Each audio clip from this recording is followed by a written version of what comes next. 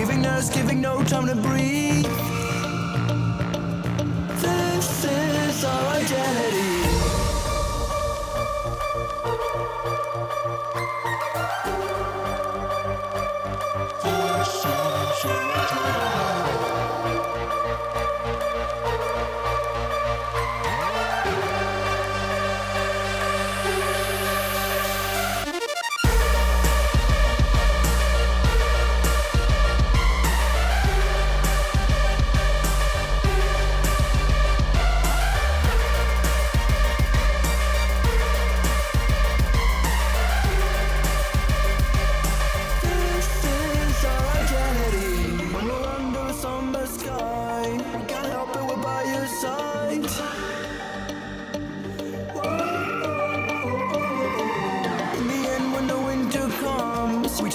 We can't help, we're gone.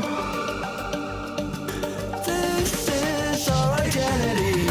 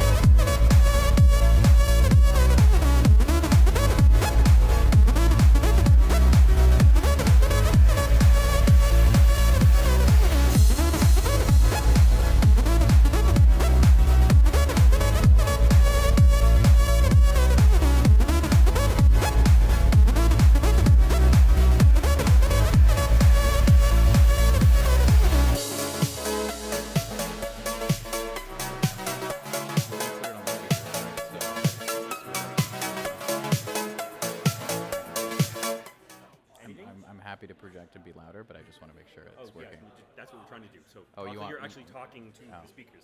Oh, okay. Like you're presenting. So all right, so if we're, I drink coffee, so. Yeah, we're getting it. Is that better? That's a little bit, I feel like we can hear better like that. Yep. Yeah. Basically Okay. just like you're normally talking. Yeah, sorry. Like present like you're presenting. Yeah.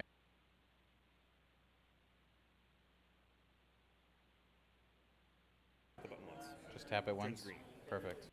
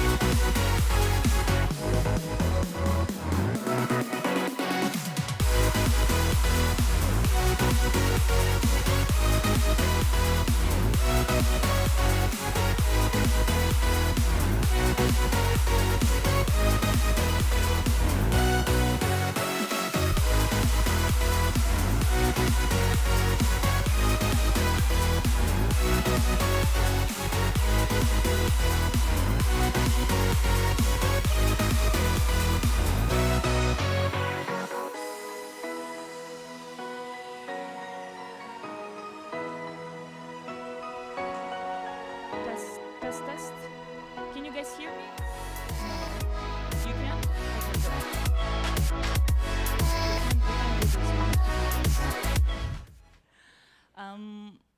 Thank you very much for coming.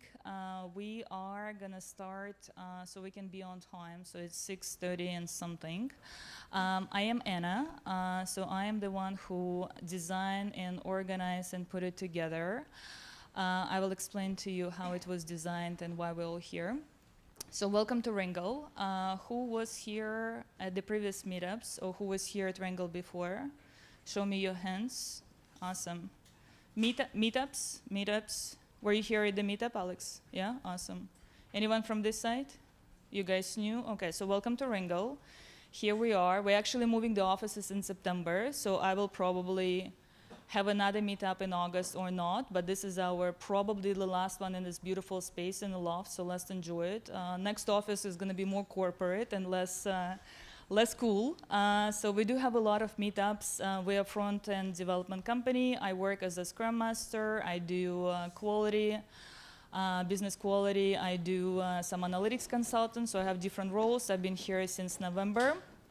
We build the communities, and that's the reason we provide this space. We provide different food and drinks and different topics because we want to build the communities and get people into our space. Not necessarily you have to come and work for Rangle, not necessarily you have to like Rangle. It's just like I have a space, and that's why I'm using it for the meetup. Ken Owner, he was the original owner of the meetup, and he was the VP of analytics at Rangle. So he's not at Rangle, and he's doing other stuff. So I step up and I started to organize the talk. So that's my, I think, fourth time. I think this is our fourth time and my third time or second time doing that. So here is about me. I would like to do some ice-breaking exercise with you guys. I did it on the first one, so that's kind of fun. If you can turn to your partner, to the partner that you don't know, Brian, for the partner that you don't know, and you can introduce yourself. So introduce yourself and say something interesting and surprising about yourself.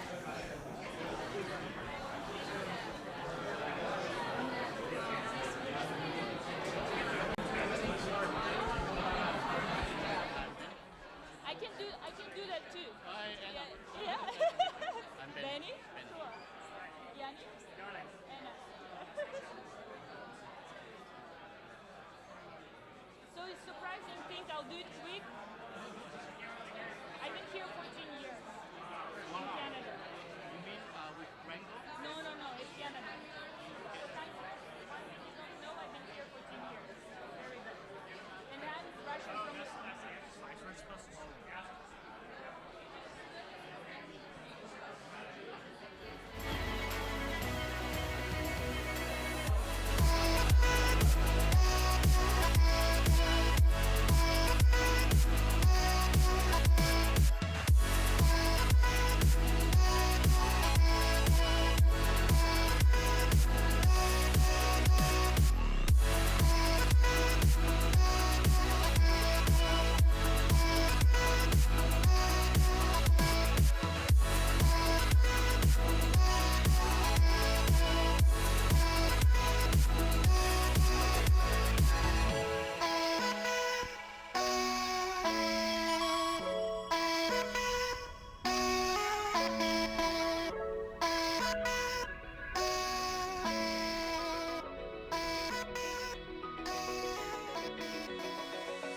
Open eye, feel the waves cut through me, hypnotized by the sounds I'm breathing in. Hold tight, chemical.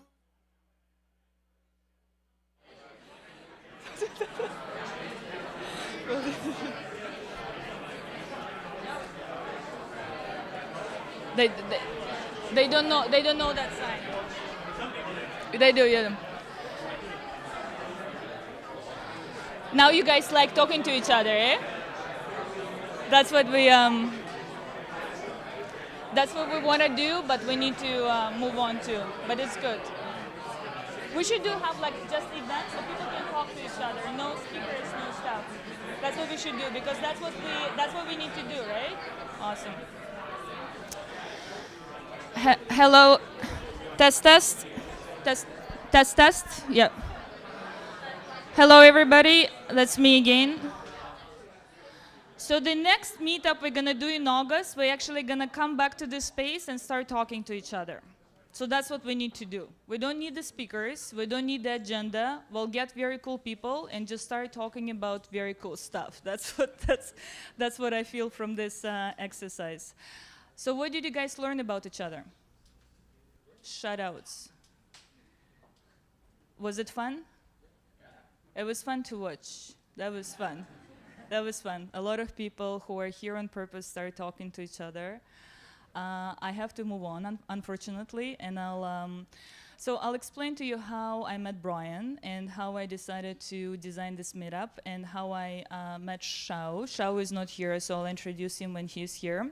So the story is very interesting, actually. So I had on my mind to do a meetup with Shao, whom I met when I was doing the big data and predictive analytics at Ryerson with my husband about 2.5 years ago. And Shao was my teacher, so he's incredible, and you guys meet him, and he's very technical, and he knows a lot of stuff about what's actually going on in the market. So I wanted to invite Shao and have him as a speaker. And then on one of the meetups, it was a second meetup, so we had a Ricardo from Employment Services, and Ricardo came to me from here, like from this one of the meetups. He came to me and he said, Anna, I really like your MC style, I really like how you are, can you come to Access Employment, so that's the government agency, and have a talk, right? So you're an immigrant, I've been here for 10 years, I'm in IT, so he had a conference with a lot of people, over 200 people, about how to get to Canada, what it means to be in IT and get to the market. So what happened that he looked, and I actually presented one of the talks about big data and machine learning in April on G conference, so I was the speaker, co-speaker with another guy. So Ricardo went online, so he went online the same night of the meetup, he went to YouTube and he searched my name and he found that NG conference talk about machine learning, and he said, why don't you and Sumit will come and present the same talk? So this is how I end up at Access Employment conference, right? There was a conference in the morning, like it was early in the morning on Saturday. And Brian was a keynote speaker. So Ricardo was searching and he was asking for the advice. So how can we get the keynote speaker? So I was trying to do something on my end. He was doing on his end. He interviewed Brian, that's what he told me, and Brian was a keynote speaker. So here I am. On Friday, usually we have a lot of fun here. So there are drinks involved and ping pong and a lot of parties. So imagine me after one of these nights. Huh? You can be invited. Talk to me if you want to be invited. It's a lot of fun. You see all of this stuff? So this is the party. Hey, Shao. This is the, you see all of this crazy stuff? That was the party of 4 years Rangle on Thursday, last Thursday. I don't remember what time I went home. So I had so much fun. I was like, what time? I was asking my husband, what time did we go home, right? So that was a lot of fun. And where was I? So now I'm in the party mode. Where was I with the party? So here I am early in the morning. Brian is a keynote speaker, and I'm listening to him. So we did, you were first, we were second, and I was listening to his presentation, and you will guys see, his slides are amazing. His slides are top notch. I used to design, I do a lot of slides for the demo, so I'm very impressed, and I was very impressed about his knowledge.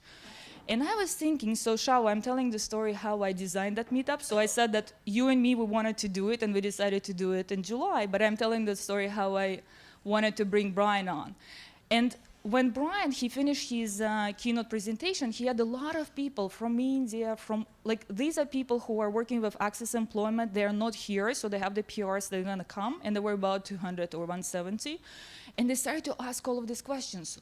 Anna, Sumit, Brian, what do I do? Do I go to Big Data Analytics, to Ryerson? Do I go to Data Camp? What do I have to do, right? So I started to see that there is a need to actually answer these questions. So I thought if I can bring Brian and he will do his presentation and you will guys, you come to me and you say, Anna, did it make sense or it didn't make sense? Because I'm telling you on purpose, I want to get the feedback. So I was thinking if I will bring Brian for 30, 45 minutes, whatever Brian you need, give him an hour for you guys to answer, ask the questions. And then we can Shao, who is super technical. Shao, I'm going to introduce you now. So, as I said, I was in a big data, and I saw him as a teacher. And Shao, he opened his own school. right? So he will explain. So he saw the need. He met a lot of people asking the same questions, and knowing what's hot, what's not. So he kind of opened his own school, and he can answer all of these questions, and you will do your presentations. So here is my speech about how it was designed. I'm very happy that you took time out of your life to come here. It's a very great turnaround. We had about 130 sign-ups. I don't know how many people, like what's the conversion, but it's a group, it's a very good size, and I like to have it like a little bit smaller than the huge ones. So Brian, I'm gonna ask you to get the mic and get your presentation started. All right. Can you guys hear? Is it coming through? It's okay. Thank you so much, Anna, for that introduction. It sounds like your Fridays are significantly nicer than mine are here. They often don't end with a party, so that's very cool. So thanks again for everybody to come out. It actually looks like a really great audience here today. The last session that we had talking about this topic about what's AI possible, sort of a play on the impossible is now AI possible, was with the group to the point around new Canadians. So we just wanted to talk a little bit about kind of inventing the new from an AI standpoint. So this is a picture of me. I look the same, hopefully. This was taken a little while ago. Why am I here talking to you guys about AI? I stepped into a role recently doing technology growth and innovation for our Accenture business here in Canada.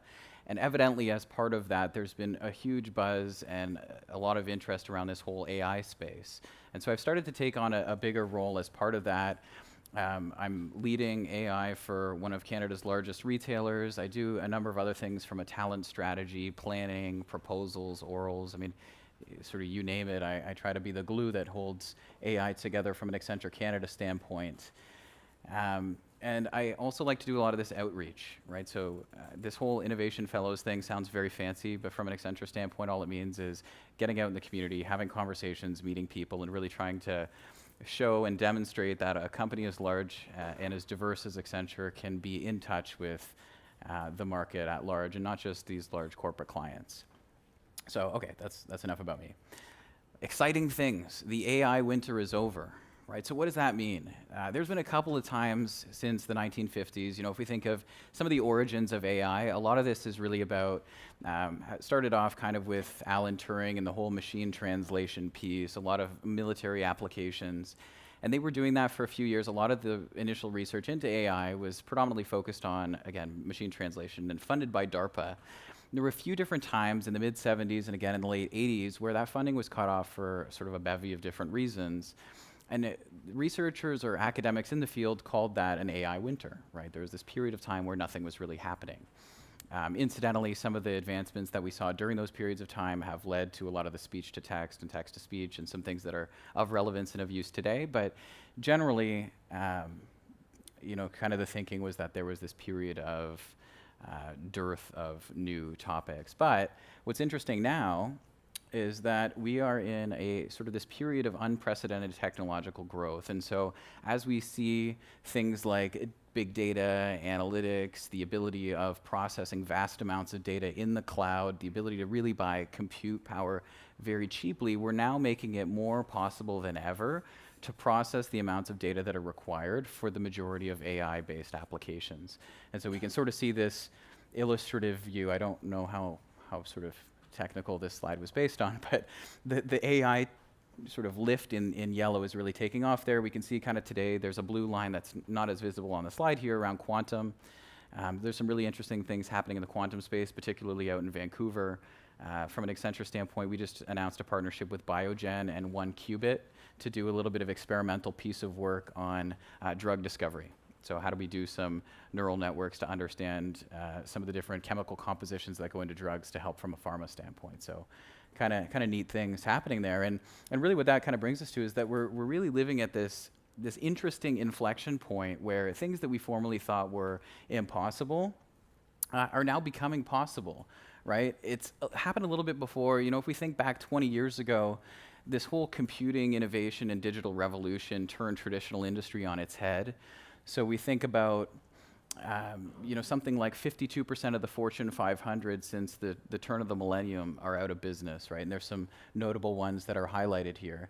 You look at the Kodaks and Borders and Kmarts and Blockbusters and Circuit Cities, and I mean, there's many, many others who didn't adapt fast enough from a business model standpoint, and they're not really anywhere today, right? They've certainly fallen out of favor from where they were at one time. And yet organizations that have really been able to pivot and embrace that, whether it's Amazon or Google or I mean, Facebook is kind of a new entrant to that space, but even companies like Ford or Apple who have really been able to embrace that have been astronomically successful, right? There's, not on this slide, but we did a presentation a couple of weeks ago, and it's something like the top 6 or 8 technology companies contain something like $14 trillion worth of economic value. It's like absolutely astronomical. So really, really interesting things and a lot of opportunity from that perspective.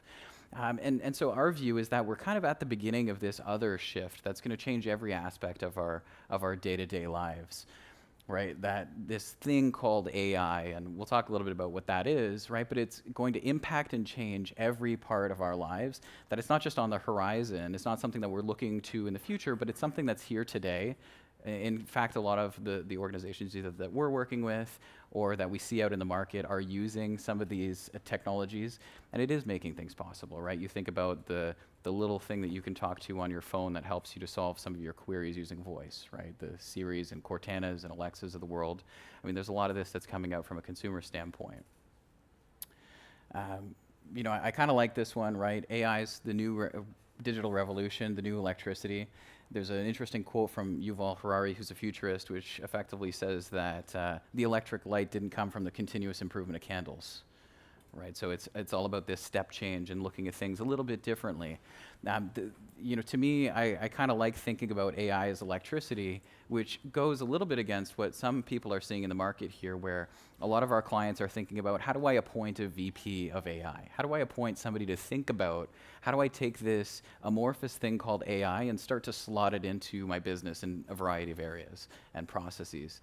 But if we think about 100 years ago, or just over 100 years ago, and we take a factory, right? Does it make sense for Westinghouse to appoint a VP of electricity to think about, how do I stick electricity into that cart? How do I stick electricity into that particular winch or that shovel?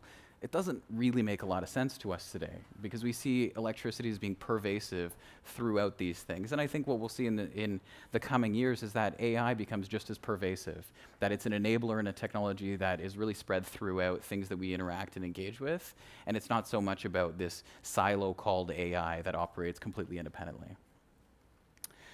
Our perspective as well, and we'll talk a little bit about our formula really for AI is humans plus process plus data, right? And this speaks to that AI is all about empowering humanity. It's not about replacing us. It's not this dystopian view that humans won't exist. It really is about using this new technology to complement our human intelligence, allowing us to perform beyond our own limits, and in a lot of ways allowing it to help guide us, right? For those of you that have heard about this whole AlphaGo beating Lee Sedol and some of the world Go champions, what's interesting now, sort of post that, is that some of those top players are actually following the moves that AlphaGo makes and learning from that.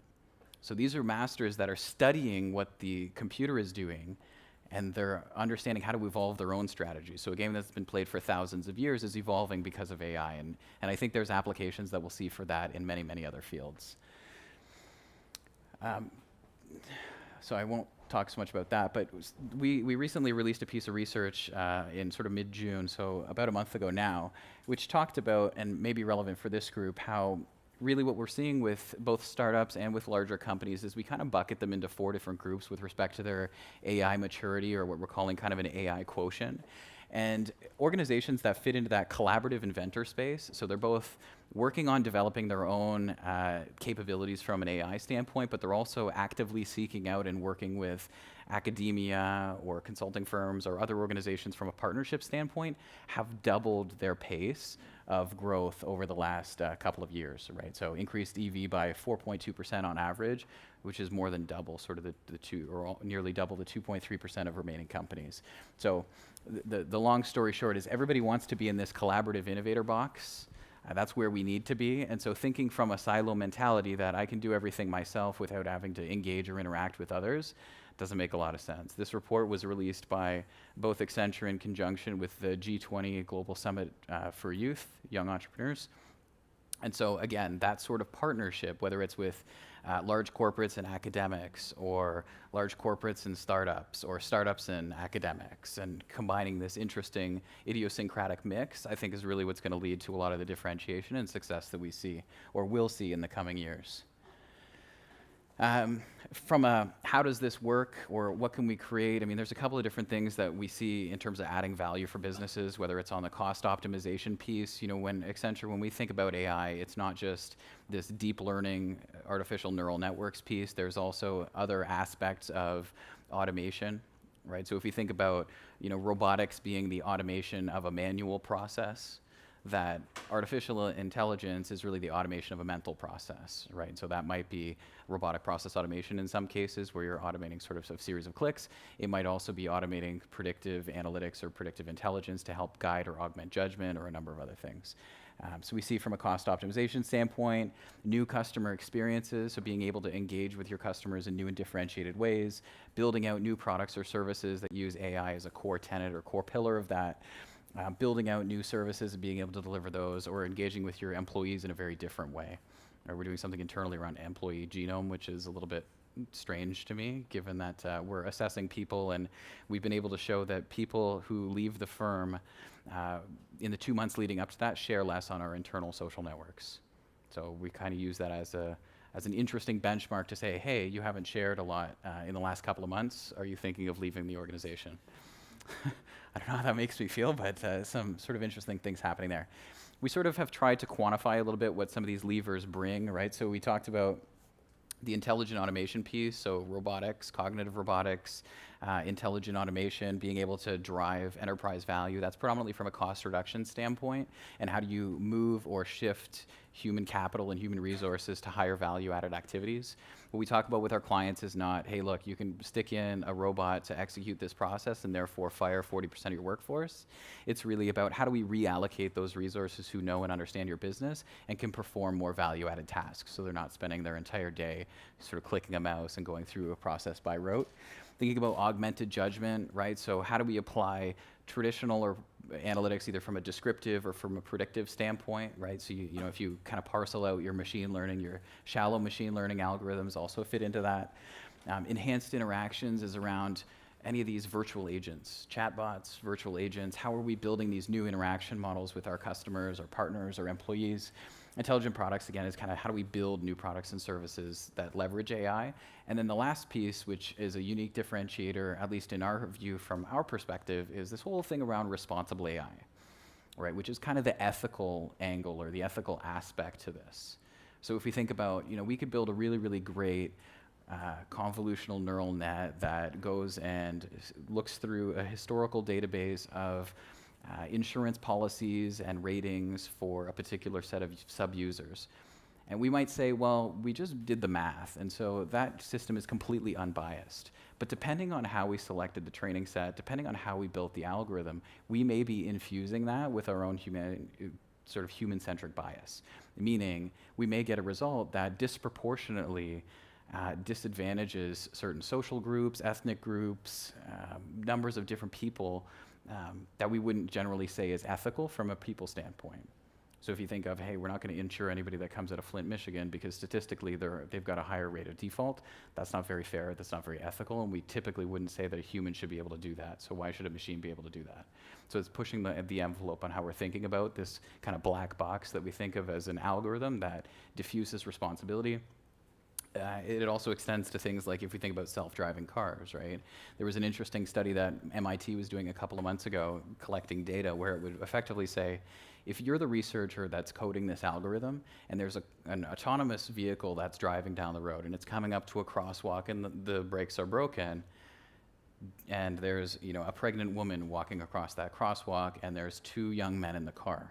Does the car veer off the road and crash and kill the two occupants, or does it continue through the intersection and kill the pregnant woman? You know, what's the right answer? Right? How do we deal with that? How do we make those types of decisions, right? I don't want to be responsible for making that sort of decision, but effectively, whoever's programming that needs to make that decision, right? How do you evaluate human life? How do you distill it down to a figure or to a number in order to make those decisions? So, you know, there's a lot that we could go into on that, but that's sort of an interesting one. Talked about sort of humans times data times process, more relevant locally. How many of you have heard of the Vector Institute? That's sort of been stood up in Toronto. Couple show of hands. So the University of Toronto, the Canadian provincial and federal governments, and a number of corporations have decided to sort of build out this new organization, called the Vector Institute. Here was a shot from the Globe and Mail around with the finance minister, Bill Morneau, wearing one of our AI-enabled smart helmets, so kind of interesting stuff. Really what Vector is designed to do is to help bring a lot of this research to businesses. Right, so it's all well and good that we're doing a lot of this research from an academic standpoint, and I think there's a tremendous amount of advancement that's happening across Canada. So if we think about, Jeffrey Hinton here at the University of Toronto, we think about Shaohua Zhang out at the University of Montreal. There's a group out at the University of Alberta. I mean, we have a lot of the thought capital from an AI standpoint here in Canada, and so we might as well capitalize on that from a corporate economic standpoint, particularly as organizations need to pivot to this new model, right? So we have an unprecedented opportunity here, which is, I think, is why the Canadian government is investing so much in this. And so for us, it's all about how do we help, connect corporations which are maybe less mature or not used to working with academics to those academics in order to understand and distill how we might be able to solve some of these challenges that we're facing. This is also, some conversations that we've been having as well in Montreal and also in Alberta around some of the AI superclusters that are getting stood up out there. It's not a Toronto-centric problem. It really is a Canada-centric challenge that we're trying to solve. We've got, as part of this, we've stood up a liquid studio here in Toronto. And really what this is around is how do we rapidly prototype and bring these solutions to market? Right, so not at all to be competitive from a startup standpoint, but really to be able to partner with a broader ecosystem to bring some of these things to market. And really for us, it's about being able to sort of look beyond, right? Have this step change mentality that says, look, let's step out of what our traditional frameworks are for problem solving and think what we might be able to do differently from an AI standpoint. And that may be, using different methods of design thinking or systems thinking in order to sort of break through, but really some interesting things that are happening and really to allow us to embrace this new intelligence renaissance, because we know it's AI possible. So what does this mean for me, or rather for you, or rather for all of us that are part of this conversation? We talked about a little bit the responsible and ethical aspects of this, but AI, we all know, anytime you fire up TechCrunch or any major news publication, there's an article on AI every single day. Many articles every single day. I mean, this is just at the forefront of every economic and political and business agenda, frankly. And so it's something that we need to be having conversations about. It's something we need to be thinking about. It's something that will impact us and we can't ignore.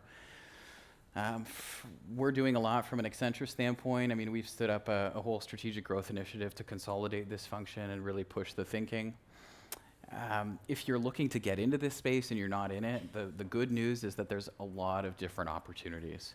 So we've got another piece of research that's coming out next month around the types of new jobs that will be created. So things like people that will be responsible for training bots, algorithm trainers, data collection and cleansing, and some things around that, in addition to some other roles. But really, this effectively says that there's this confluence of different functions that need to come together in order to make AI successful. So do you need to be a deep statistician and applied mathematician to be able to play a role in this? No. Right, I'm not. I don't know anything about that. I'm a strategist, and yet I can still be involved in this in terms of how do we communicate with our broader audience and be able to engage in conversations around how do we apply some of these interesting learnings to business. Now, if you're involved in software engineering, there's very clear applications of how that works. If you're involved more from a mathematics standpoint, from a computer engineering standpoint, from a software engineering standpoint, I think there's some clear opportunities there. And even what we're seeing more so today is as we start to think about these new interaction models, things like user experience and user interfaces and the way that we engage with our customers and users is extremely important.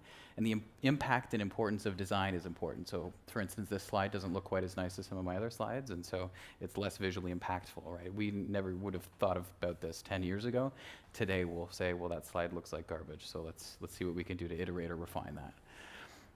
Here's kind of an interesting quote from a company we acquired this year. which effectively says something that might seem like magic to your competitors in 5 years is really just your good planning today. Right? So we need to think about these things early. We need to think about these things often as they affect our business, because it's not going to be that we flip a switch and all of a sudden our business operates in the new. We need to be thinking about that and planning for it actively. Right? It's our CTO effectively says AI is not only going to improve how business is done, but the kind of work that we do, unleashing new levels of creativity and ingenuity. Right? So again, it's this whole creativity revolution, augmenting humanity. Some interesting things there. When we think about, at least from our perspective, what is AI, it's this kind of constellation of technologies. It's not just one technology. I was on a call just before I came here where people are still arguing, even internally within our practice, about what is this AI thing? What do we mean? You know, how do we put it in a box?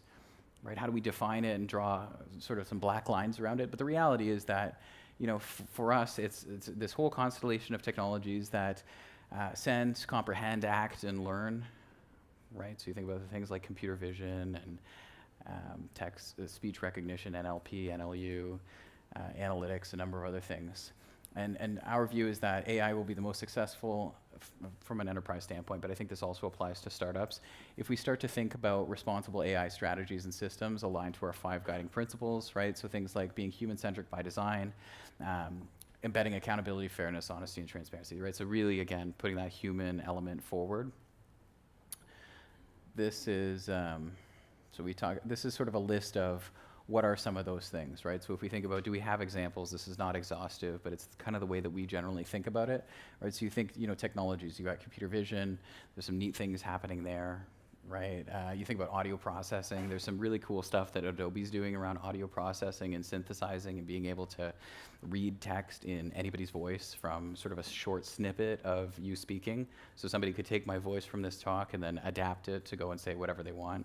You know, sort of raises some interesting ethical implications from that perspective.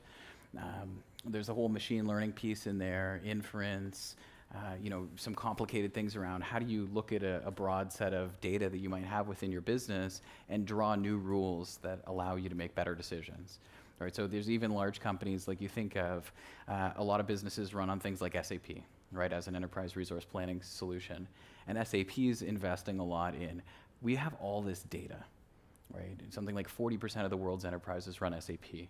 Now, SAP doesn't really sound all that sexy to most of us, but if we start to think about some of the investments that they're making, they really are moving forward with this because so much data sits there. How do I take my supply chain data, and how do I take my product inventory data, and how do I take data from maybe my finance department or my HR department, and are there interesting relationships that we can draw out of that? Can we run some rules inference on that to be able to determine that if one action happens in a store, then that necessitates an action that happens from a supply chain perspective? Do I need to make a new order? Can I start to do some neat things like that? So anyway, lots of things happening from that perspective. Kind of talked about that.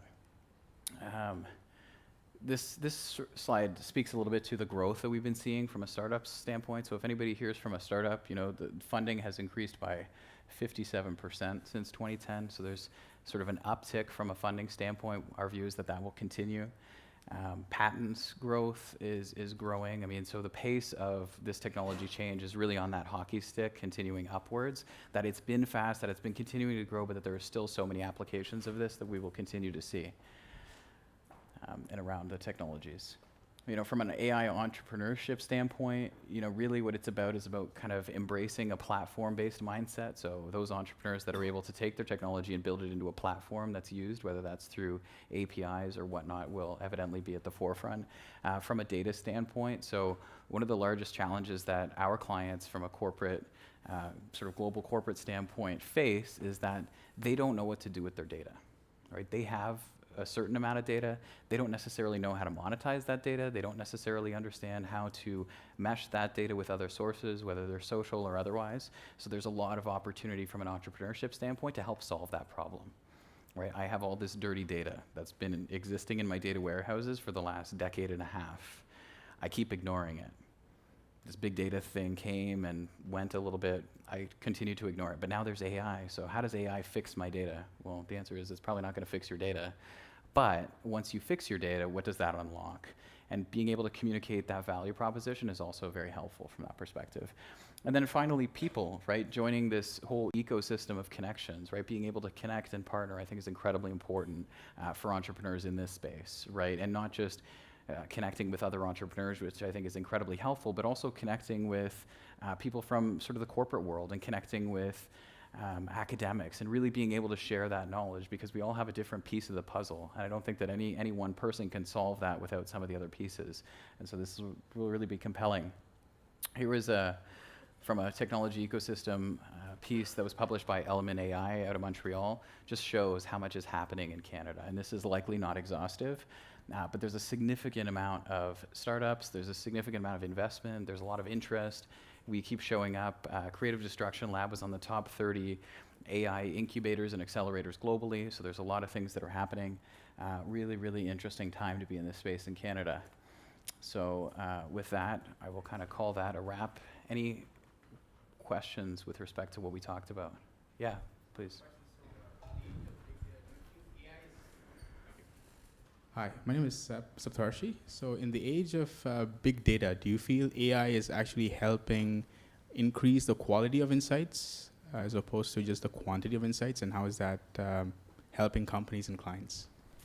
Yeah, so I mean, it's a good question, and it's something, again, that comes up time and time again, right? Also from a distinction of what's the difference between big data and AI, right? And our view is all of this is on a continuum, right? So you're not really going to get the insights that you might want from something that we might think of more traditionally as AI, like building out a deep learning algorithm on your data, until you have it in such a format that you have been able to do big data type analysis in the past, right? And so my view is that some of the challenge that's happening is because there's a little bit of buzz in the market from an AI standpoint, it can often be confusing for some of our clients, some of our organizations to understand what is the difference between big data, what's the difference between analytics, and what's the difference between AI. And part of our job is always to have these conversations and suggest that it's not about one is better than the other, one will replace or supersede the other. It's that they're additive, and in fact, in some cases, there's a parent-child hierarchy that big data in some instances rolls up under AI. Does that kind of answer your question? Yeah. Any other questions, thoughts? Yeah, please. That was very insightful. Can you expand a little bit on sorry, thanks. That was very insightful. Can you expand a little bit? Liquid Studio, are startups, for example, in Toronto, are they eligible to be part of it? What does that mean? And my second question is around what are the areas where AI has shown tremendous value and big ROI for that? If you can list some examples, that would be greatly appreciated. Thank you. Any particular industry? Or Healthcare, finance, and okay. Thank you. Okay, so from a Liquid Studio standpoint, I don't have the slide, unfortunately, in this particular deck, but the way that we think about innovation is across this innovation architecture, which goes from really the early stages from an Accenture research standpoint through to our delivery centers. And Liquid Studio fits somewhere in the middle, where it's about this rapid prototyping and working with different groups. And so one of the other pillars of that is Eccentric Ventures, which is more around how are we partnering either with startups or how are we looking at mergers and acquisitions in different spaces. And so we have an initiative as part of that called Open Innovation that the Liquid Studio is facilitating. And Open Innovation is all about working with startups. So to answer your question succinctly, absolutely. I mean, if startups are interested in working with our Liquid Studio, please reach out and let's have that conversation. I mean, we would love to continue to collaborate and build some of that insight. To the second question that you had around, what are some of the use cases that we've been seeing? They range across the spectrum, right? So, here's a particular use case around using some interesting computer vision algorithms to help an auto insurer do claims assessment. So if you think of, you got in a car accident, you took some pictures of your car, the traditional method is a claims adjuster looks at those pictures and makes an inference based on the level of damage and their experience, and they say, well, we think that this is, a complete write-off or there's some sort of residual value. What we did, this is actually a Matchbox car, and this is a parking lot and sort of the white stripe that you can see in those parking spaces. And we went out and we created our own training set of data by smashing up some cars and comparing them and tagging them from a training data set standpoint. And what we're able to do is we get to something like a 97% evaluation and assessment around adjusting those claims. And so that allows those adjusters to do a more value-added activity. So that's one example of something that we're seeing. In sort of the healthcare space, there's some things that we're seeing around adverse drug reactions. So if we're working for a pharmaceutical company, how do we take a more prescriptive look at what is in each of those products and how might they interact? We can actually simulate what that might interact with on another particular drug without necessarily having to have human trials go out and do that. We can do assisted drug discovery, right? So we have teams that are actively looking at how do we create new pairings of different chemical compounds in order to create new drugs that might have different applicability. So there's all kinds of sort of interesting things that are happening from that perspective. I mean, in finance, there was an article a couple of months ago that talked about how Goldman Sachs's trading department, or one of their trading departments, is down to 2 staff members, down from hundreds, and those 2 staff members are software engineers. So they've effectively automated the high-speed trading through AI, so some value from that perspective. But thank you for your question. Any other, yeah? So how do you think the AI will affect the insurance industry? So what do you think will be disrupted first in the industry? I mean, we talk about sort of the underwriters from that perspective, right? I think that there's absolutely some impact there. I think there will be a lot of impact as we start to think about how do we actually understand who should get what policy, right? There's been this long conversation that I think has been happening for at least 20 years around what about the role of actuaries? As we start to think about how do we assess and evaluate risk, is there a role for machine learning to play in a space like that? I think we'll start to see a little bit more of that. But I think a lot of it is about how do we use AI and some of the technologies within that in order to enable better decisions to be made from an insurer standpoint, right? Maybe new products. Certainly is an interesting space. We're having some conversations with a couple of large Canadian insurers around things like health insurance and how do we better evaluate and predict based on a variety of sort of lifestyle factors what that might look like. You're starting to see some things from an auto insurance standpoint where you can put a device on your vehicle and it can do some analytics around your driving style and habits in order to give you a better policy, more tailored or suited to you. So lots of different things. I mean, I think every industry is going to be disrupted to some extent by advances in AI. Yeah, is that sort of, yeah. Any other, thoughts? Yeah. You talked about quantum before, and I don't really know what it is. So I'd like you to tell us about quantum, because I don't really know, and it was interesting. What is quantum? Well, that's my other deck. That's called What is Quantum, not What is AI. So I'm not an expert sort of in the quantum space, so I don't really understand it, to be totally transparent. I was reading a little bit about OneQubit this afternoon, given we just announced a partnership with them and with Biogen. I mean, it's interesting. I think it's all about being able to do serialized or serialized computational processing rather than having to do it sequentially. So it can do a lot of processing at once, from what I understand, but not my space, unfortunately. So that would make it faster, right? Faster. Thank you. Yeah, solve complex problems faster. There's a meetup that called the quantum computing in the Toronto meetup. Yeah. So maybe you want to. Can you speak up to the microphone? Yeah. So there's a Toronto meetup that called quantum computing, so that you can join. And Okay, cool. Any other, I saw Albert, you had a question? So on that note, so we're asking to speak to the microphone because it's live. It's going to be on the YouTube, and we want people who are actually, there are several people watching online, so we just want to hear the questions. And so they're going to get the answers, but we want to hear the questions too. So it's important for us, and it's important for people who are going to watch it on the YouTube after. And for the other people who cannot hear it, yeah. Thank you so much, Brian. It's a really interesting kind of overview of what's going on. So as you mentioned, my name's Albert. The question that I had was really in and around that that niche or that unique value that I think that Accenture is bringing, which is around ethical AI. Mm-hmm. And as you alluded to, you know, AI is only a reproduction of what our human systems currently engage in. And so when we start to think about what are the systems in which AI is going to be applied to, we have to think about what these systems currently exist are. And so I'd love to kind of hear from your perspective and some of the work or activities at Accenture that actually are facilitating the conversations that are necessary for us to actually engage with this idea of ethical AI. Because obviously there's a lot of questions even now, like with many enterprises, with many businesses, that people don't want to talk about. And without addressing those things first, we can't possibly start to think about ethical AI. Yeah, I think it's an interesting point, and certainly something that should be more on the forefront from an AI strategy standpoint with many of our clients. One of the challenges that we traditionally face when we're going and having a conversation in some industries and with some business leaders and professionals is that they might have a conversation with us and say, you know, how do I use AI to cut my labor force by 50%? That's going to save me a whole boatload of money. How do I do that?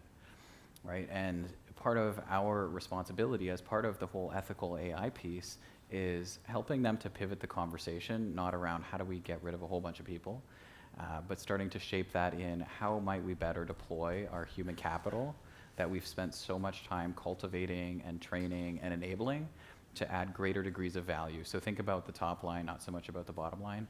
I think there's a recognition that we acknowledge and our partners acknowledge, our clients acknowledge around there is inevitably some pain that will happen from a human capital standpoint as we pivot. But it's about how do we streamline and make that process as seamless as possible.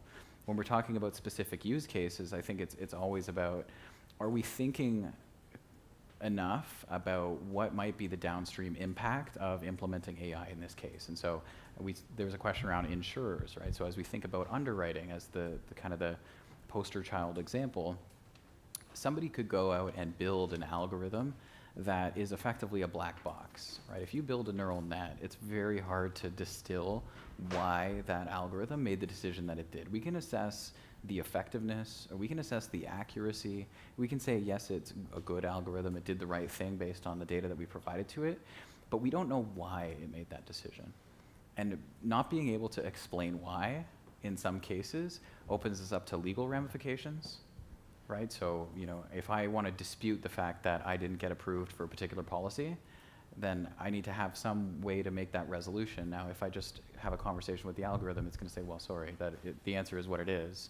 But the fundamental business reality is that you know, we need to be able to think about that. We need to be able to explain to them that here are some clear sets. There's also in some industries regulation that precludes having sort of a black box decision-making process, that we need to have some of this transparency.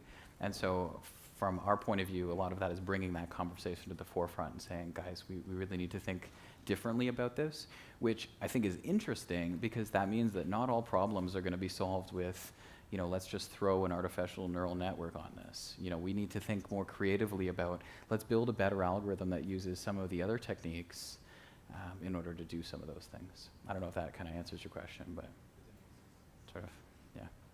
Question in the back. Thank you very much.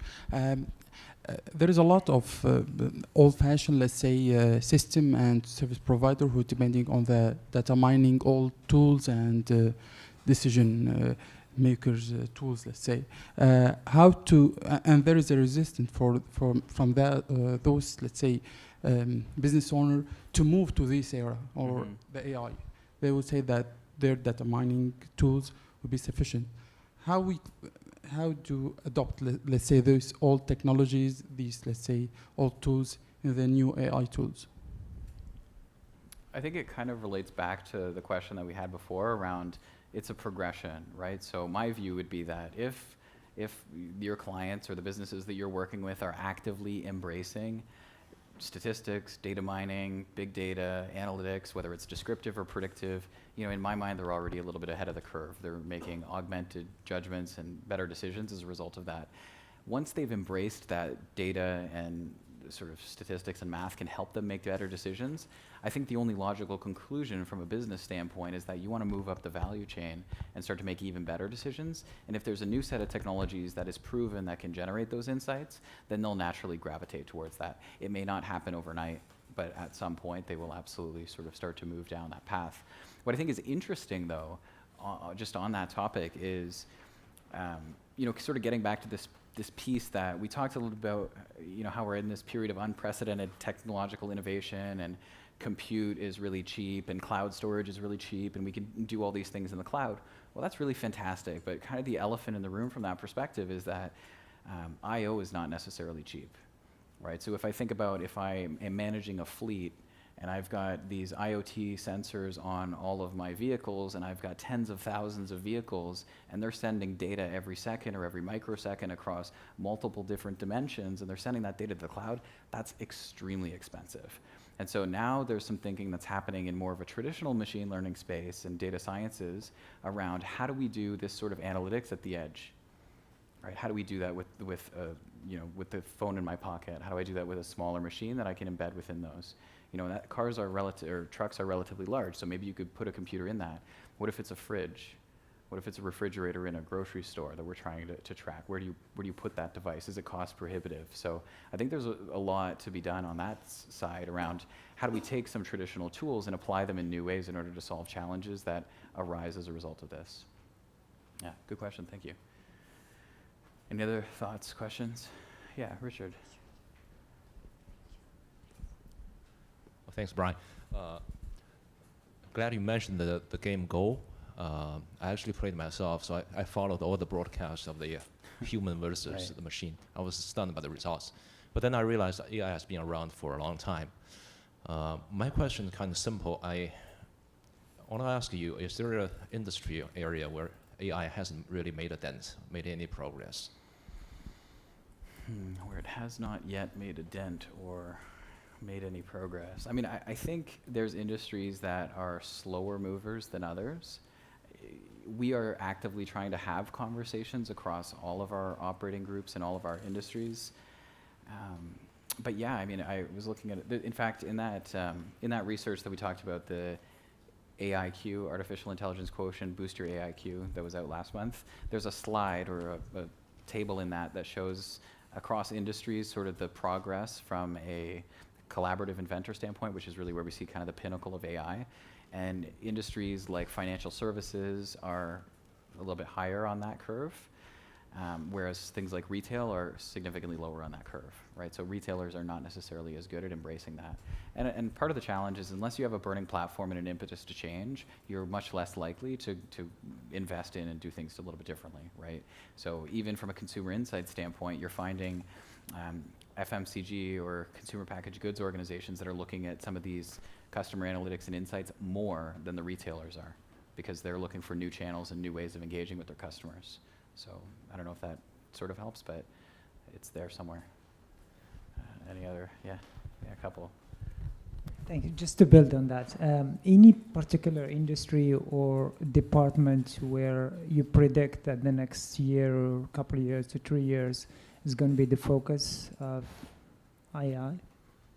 It can be like within an intra company or in a particular industry, like marketing. I know marketing has been using this a lot, so I'm not sure if finance, for example, but I'm not sure about other areas as well. I think to that point, we've seen a lot in finance. So a lot of sort of back office, shared services, finance-oriented functions have been disrupted by this. The other big one that sort of comes to mind is call centers. So if we think about things like IVR, which we all hate, around how are we doing sort of simple voice routing, right? I want to talk to a representative, please, because I don't like talking to the machine. Some of that, the view is that with more sophisticated NLP, we can do and NLU, we can do things like more complex virtual agents that in some cases mitigate or relieve the necessity of having a human agent respond to those calls. And one of the things there is that there's a lot of people, I mean, we were seeing this with one of our clients here in Canada, that don't necessarily want to be a call center agent, right? That it's not sort of a job that's high on their life goals list. And as a result of that, our clients struggle to find people to fill all those roles. And so by being able to provide them an augmented AI-oriented solution to solve some of those challenges, it allows clients to meet their growth needs while also not being limited from a talent standpoint. So I don't know if that helps, but those are kind of the two that I see. Yeah. Any other sort of last questions? I want to make sure that Xiao. I think there was something. Would you like to ask? Thanks for the talk. And I'm Benny. So Thanks, Benny. I can see there's so much possibility with AI. Yeah. Can you share some experience when you go to the client? And usually they will have so much expectation from the AI solution. So usually how you control the expectation to the right level that they be able to understand AI, plus they can actually don't expect too much beyond the expectation? That's a great question. And in fact, I think that's where every single conversation starts, is with vaunted expectations. right? Whether it's with respect to robotic process automation or the analytics that we can do, or some of the more complex things, whether it's a virtual agent or a neural net, our clients are always thinking that there's more. So I'll give you a sort of a more specific example. When we start to look at things like robotic process automation, right, which for us is really on the low end of the AI spectrum, right, because you're just automating a process that is very structured, little judgment, it's done by rote. A lot of times a client might say, well, you know, it's going to learn over time, right? It's going to get better. It's going to learn that process better than my people. No, I mean, there's no learning built into that tool, right? We could maybe pair it with some cognitive technologies and able to, in order to enable it to learn maybe from, if we have another process running in parallel, but the reality is that you're getting value out of it because you have a highly structured manual process that it doesn't make sense for people to do anymore. And so we need to walk them on that journey, and a lot of it is just helping them understand, what is AI? What do we mean when we talk about it? What's the difference between you know, foundational automation like a macro you might build out in Excel versus robotic process automation versus cognitive robotics and intelligent automation? You know, how do those things differ? Why is that a spectrum, right? What's the difference between an RPA or robotic process automation and a virtual agent? What's the difference between a virtual agent and a chatbot? What's the difference between big data and analytics and, you know, using some type of deep learning? Right, so there's all these different things that we need to distill and have conversations around.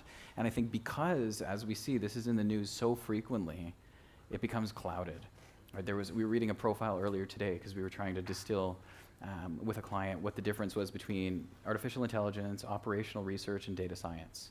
Right, and as we read through the profile of the particular people that are involved in this, it'll say something like, this person is a data science expert experimenting in machine learning using operational research. It's like, okay, well, we were trying to identify and isolate the differences, but actually we're conflating these terms together. And so I think a lot of the ambiguity in the space is something that we need to help educate. So you to help educate your colleagues, me to help educate my colleagues, my clients, I mean, all of us together as we learn more about this space to be educating everybody else. I mean, it's all about being collaborative. So I don't know if that answers the question, but yeah, definitely see that. Okay, I'm going to kind of call it there so we can pass it over to Xiao. I don't want to take too much time, but thank you so much again, Anna, for having me here. And hopefully, Xiao, you can answer all the questions that I don't know the answers to, the hard ones. Thanks, Brian. So thank you. Thank you for the presentation.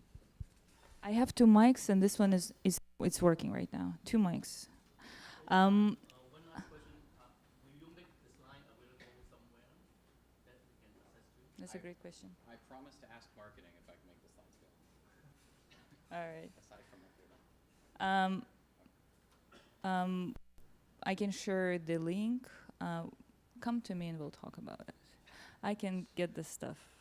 Thank you. Let's get, I have my ways, right?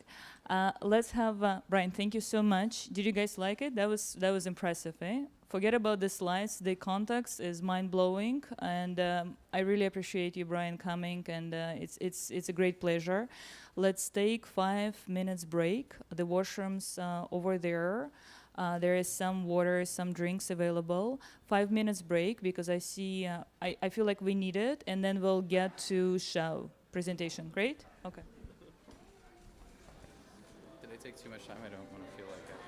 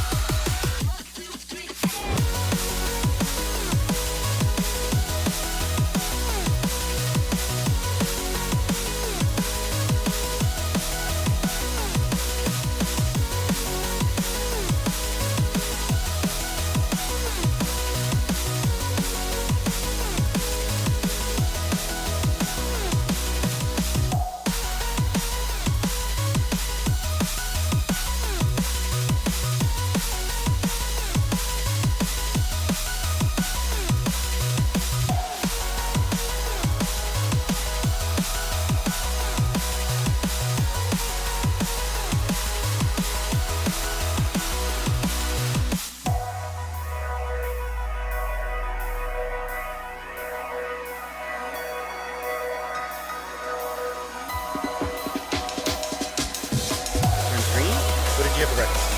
Okay. Tim Horton, Timmy.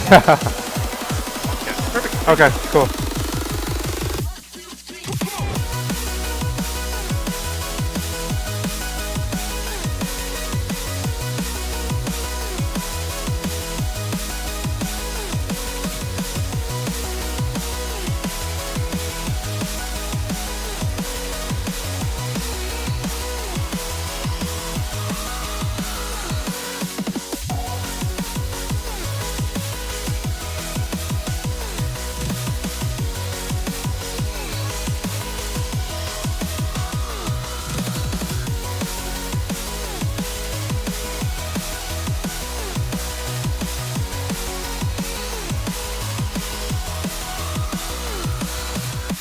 Connected.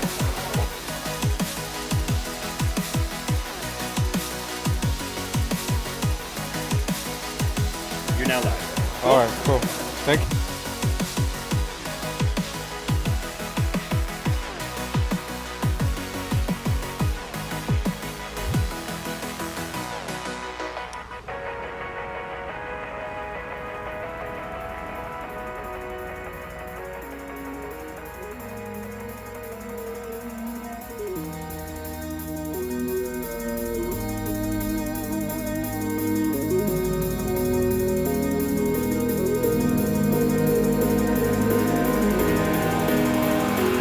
Been having trouble to sleep now for a couple of nights. Need to rebuild myself to come alive. It all makes sense now, now that the lights out. It's a different world to me, it makes me feel down. Wait until the storm comes down, until the sleep comes and makes it alright. Waiting for the morning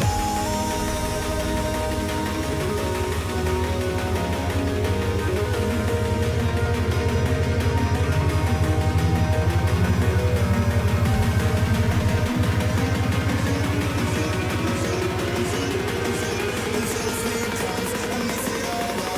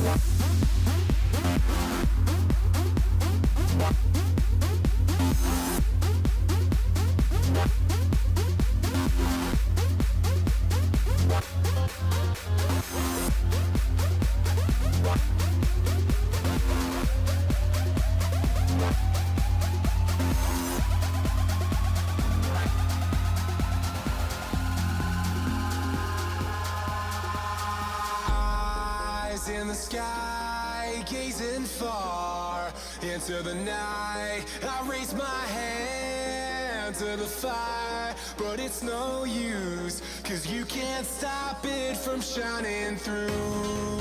It's true, baby, let the light shine through. If you believe it's true, baby, won't you let the light shine through for you, for you, for you, for you, for you, for you, for you,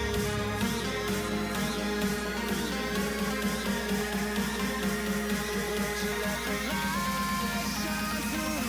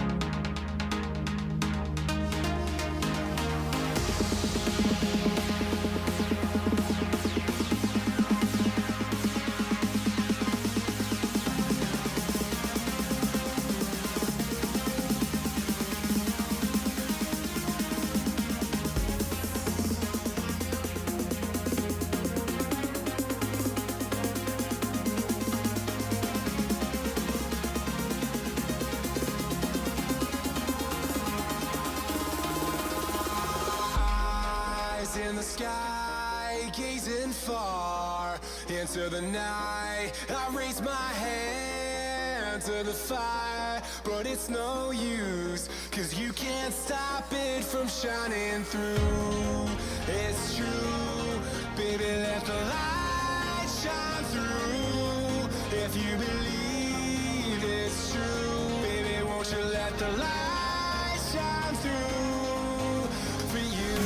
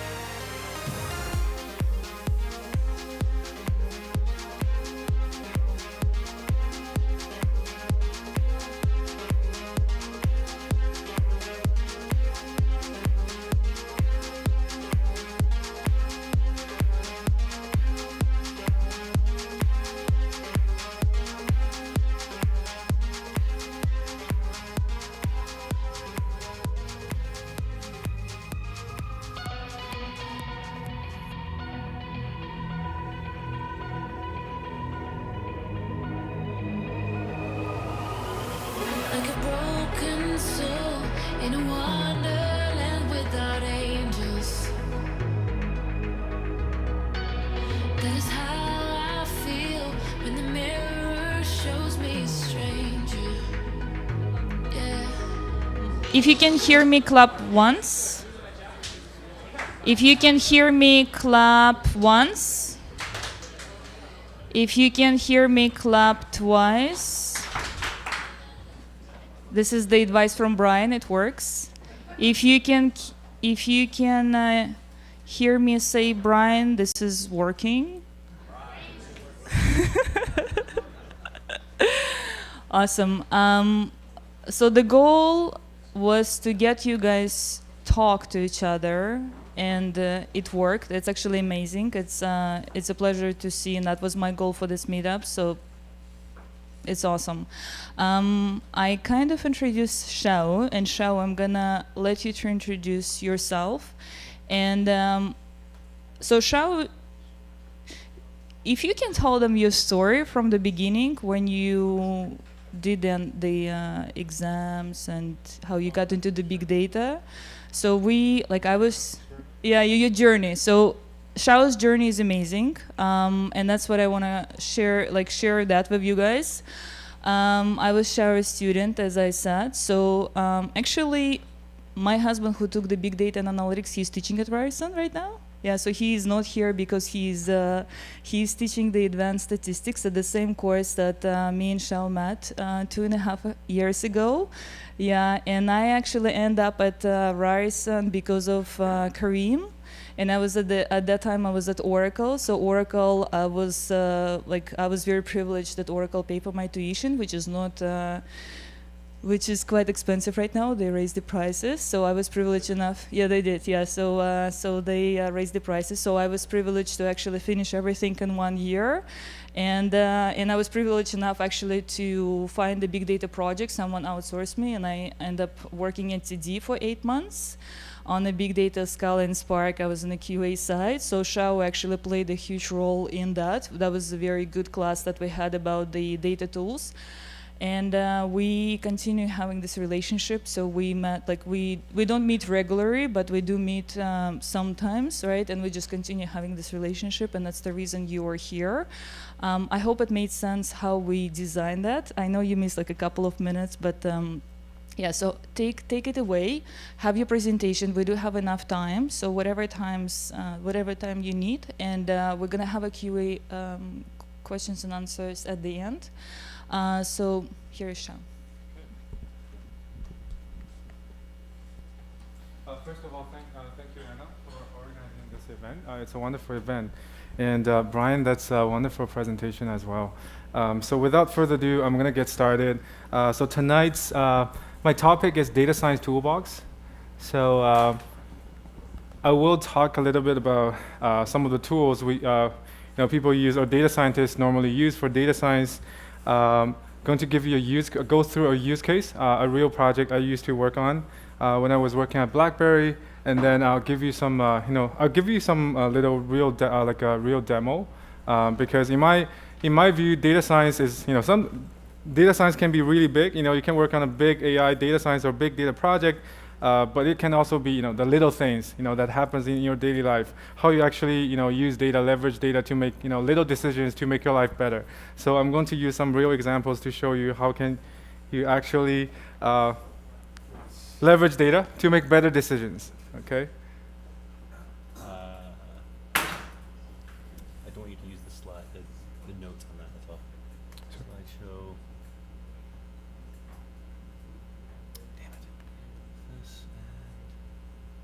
Show, where's the, don't. Is the notes showing? That was a kiosk, sure. Start. No problem. All right, so, of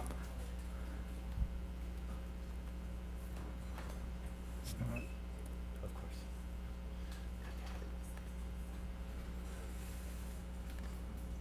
Oh.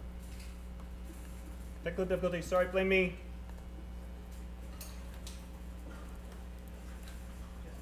Blame me on this one. no worries. No worries. That was my individual.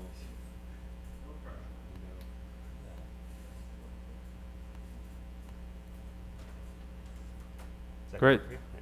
Thanks. So I came to Canada in 2005. I went to the East Coast for school. I did my master's degree in internet working, and then later on I also did a Master of Electronic Commerce.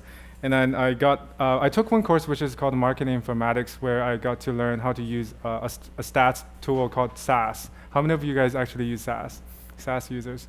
And then I got so interested in predictive analytics. So I spent a lot of time doing self-learning. I also attended a lot of SAS trainings. before I graduate, I got certified. I was actually one of the first, among the first 20 to get certified as a SAS Advanced Predictive Modeler back in 2007. That actually really helped me to get my first job at Rogers. So I spent about a year and a half at Rogers building predictive models, like response models or customer lifetime value models. So if you ever got those annoying, emails, that's, there might be, one model that, that I built. And then I followed my director to join BlackBerry. So I helped build the data science team at BlackBerry. So I worked on a lot of interesting data projects. Back in 2011, I started to work with, because the whole industry is starting to pick up, big data, Hadoop, Apache Spark, those hot technologies. And who else have, bigger data set than BlackBerry 5 years ago? So BlackBerry was collecting like 500, couple of hundred terabytes of data on a daily basis. So we got the luxury to work with a lot of data, and we have to use, kind of switch from like a SaaS or traditional, BI or data warehouse environment to a more data lake or big data environment. So kind of have to learn Java the hard way, but we did work on a lot of interesting problems. And then we also did some collaboration with Ryerson University's data science lab, and that's why I got invited to teach the big data course. So I helped originally build the big data curriculum at Ryerson. I did 1 year teaching, part-time teaching.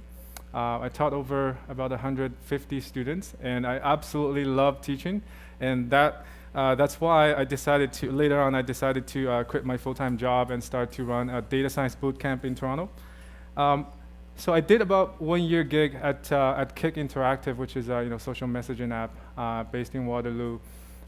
That's where I got to work with all the Amazon Cloud, Google Cloud, cloud computing technology. So I'm gracious. I learned so much, and co-founded WeCloudData, which is a data science bootcamp in Toronto. And earlier this year, I also co-founded another big data technology company called iFuture. So that's my personal journey. So a little bit about WeCloudData. Obviously, the big data or data science talent gap is huge. It's estimated to be around almost 200,000 professionals. That's the gap, and we're trying to actually to help close this gap. At least play a part in this market. So we started as a training boot camp, and also recently started to do corporate training as well.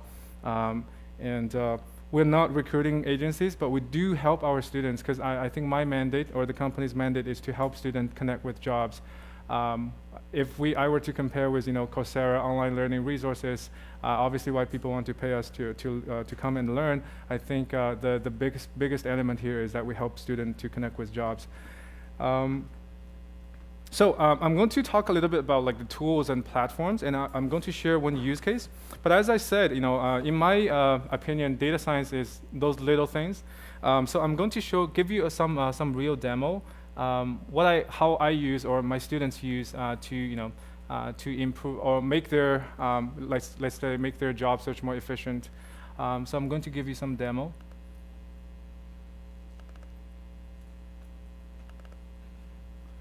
So this is, how many of you are actually Python users? Use Python? Oh, that's awesome. So a couple of demos here.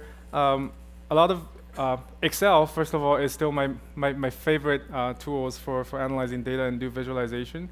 But if you ever use VBA to do, to work with Excel, to do automation, actually, this is my real problem. For example, I run a bootcamp, so we get a lot of signups. We actually have a lot of Excel spreadsheet. Many different courses. So our marketing program manager really needs to aggregate all the data together, so we can actually use Python pandas library to import all the Excel spreadsheet. And then do all kinds of data manipulation. Because, for example, if I consider this as a student database for marketing purpose, then I want to find out, for example, because we also organize some meetup events. So we know who actually registered on the event and who actually attended the event. So we can actually join with the student database. So we understand that actually how many students have taken more than 3 courses from us, or how many students actually attended several meetup events who are also current students. So that how can we actually do a survey to make to get feedback from them or give them promotions to make their experience better. So these simple little things actually help us save a lot of time to make better decisions. But this is exactly, if you go work for the bank, for Rogers, for telco, in the marketing team, they have much bigger data set, but the idea is pretty much the same, right? So instead of the data is living in this Excel spreadsheet, it's just like sitting in an Oracle database or somewhere. But the idea is kind of similar. So the second demo, Google Analytics. So we run a website. Obviously, Google Analytics, or if I do ads on Facebook, then they provide a lot of reporting already. But I'm actually collecting a lot of data from many different sources. So I read data from Eventbrite API. I want to know how many students went, like how many attendees on Eventbrite, and also if I do ads on Facebook, I want to aggregate all the data. I don't just want to go to many different websites and to get data and then download those CSV files and aggregate them. Of course, I can use Python to do automation. This is how we did it. So it's actually not that hard to do. If you log into Google Analytics, this is kind of the report you get. And then you get like page views or visits. But if you know a little bit Python coding, you can do exactly the same thing. But in this way, we can actually aggregate all the data I can collect, from many different platforms. So this is actually saving me a lot of time as well. But how about for job seekers? Let's say you're looking for data science jobs, and if you go to Indeed.com, you search for data analyst. Right now, I think there are 2,800 data analyst related jobs in GTA. If you search for data scientist, there are, I think, 320, because I run the script this morning. So you don't have, everybody is busy. You don't have time to actually go through all the job descriptions. So you obviously want to save time. So maybe you can work on a small project. You upload your resume. It will take your resume and match it against all the job postings, and then find the best one, the best recommendation. Let's say the top 20 most relevant jobs that you will be interested in, and then send that to you on a weekly basis through email, or maybe just like Slack you, create a Slack bot so that it can communicate with you. And this is how we did it. So you can basically just, if you go to Indeed.com, let's say you search for a data analyst. There are 2,800 jobs. Right? There are probably like 280 pages. But each one of these, links, you can actually go to a different website. You can actually collect the HTML source and then get all the textual data. So you can do some natural language processing, not very complex analysis, but just some text analysis or keyword analysis. But that will save you a ton of time. For example, one of the slides I will show the key skill sets that's required for data analyst, data engineer, and also data scientist in Toronto. But it's actually from this script. So you can do keyword analysis, and then you can, by scraping all those 2,800 jobs, data analyst jobs, and then you can do keyword analysis that will tell you what are some of the highly demanded at least keywords or skill sets that are required for these positions. But this is like step one, some insight. But you can definitely do a simple recommendation engine to get this personalized to you. That will save you a ton of time. Another demo. So again, these are not like big projects, but you're using Python, a little bit web scraping, pandas for visualization. But that actually make your your decision making much better and save you a lot of time. I won't talk too much about. I don't think I'll have time to go through all of these. I will go back to the presentation. But this Twitter demo is basically collecting, let's say I ran this on like a Canada Day just to get some mentions or hashtags from Twitter streaming API, so that you can actually do sentiment analysis on that, or you'll find a lot of tutorials online as well.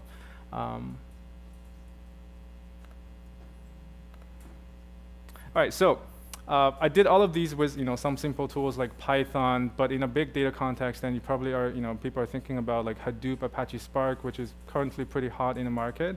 So I will talk a little bit about the tools, and then I will move on to the job trends, or the job market. So big data is growing really fast. There are all kinds of numbers you'll see, if you're reading the news. But these are great, really cool. But if you cannot master these tools, looks like it's actually quite complex and a little bit overwhelming. So I think the biggest challenge is that it creates a lot of confusion in the market, especially when someone is just getting started, trying to learn data science or big data.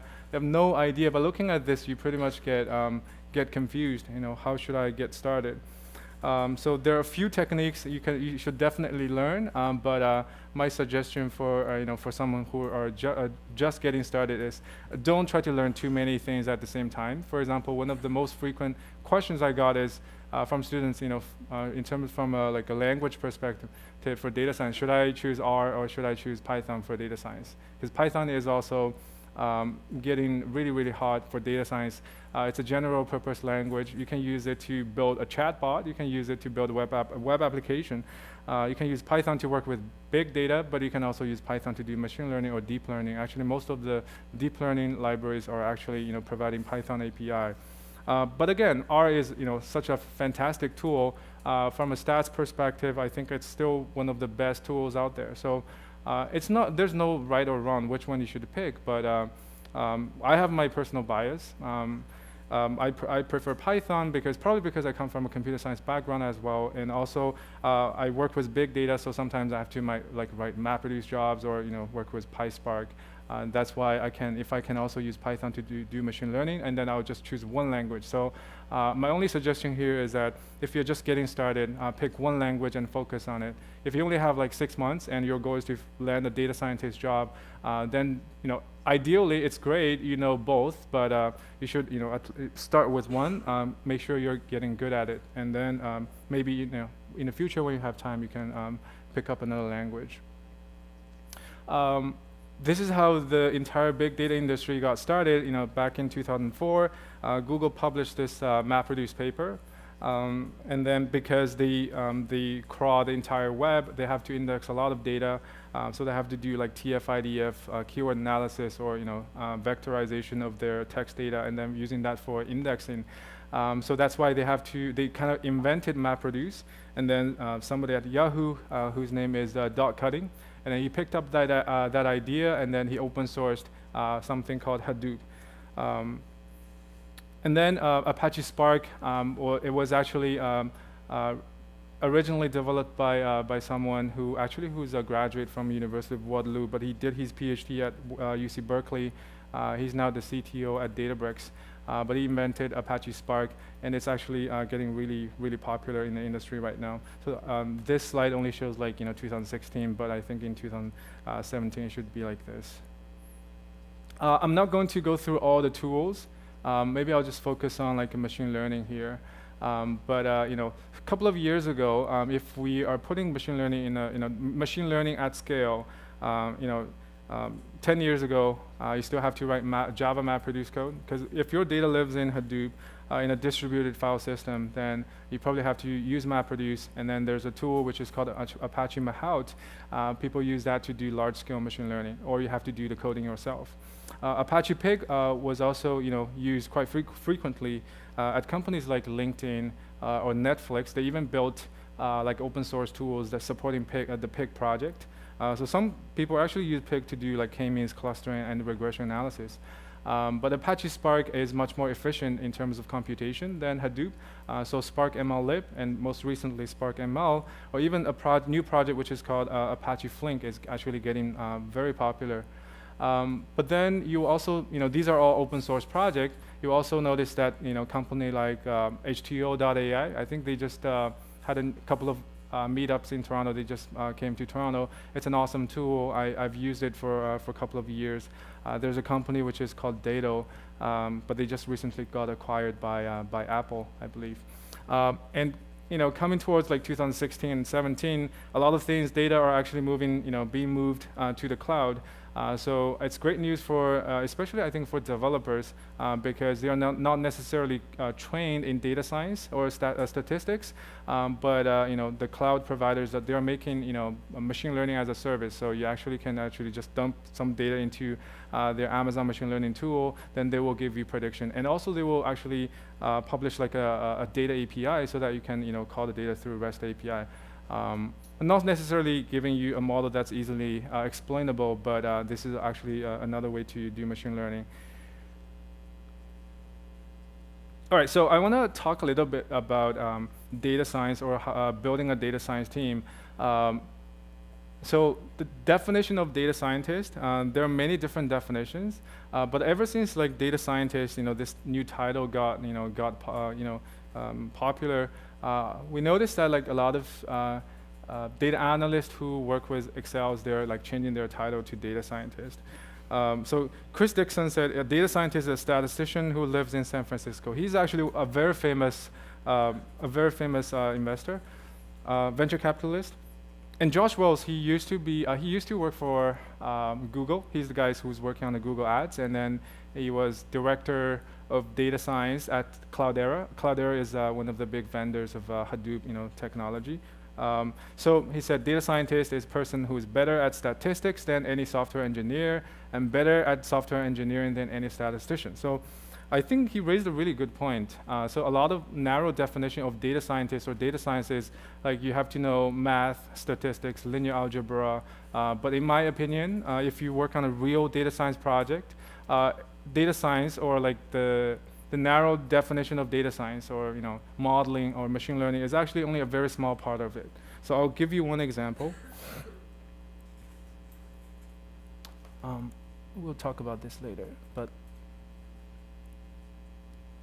let me move on to the use case first maybe. So this is, let's say, a fictitious application. So let's say it's a news recommendation app, and you'll see this is personalized news recommendation, and the second news here is actually like an Amazon book ads. So for an application like this, product features, you probably need it to be provide personalized news recommendation, maybe interest-based search, branded news subscription. But the main revenue model, right, you have premium subscriptions or promoted ads. So ads is actually probably 70 to 80% of the revenue for an application like this. So if you cannot do well in ads, but of course, first of all, you have to have a lot of you have to have a pretty big user base.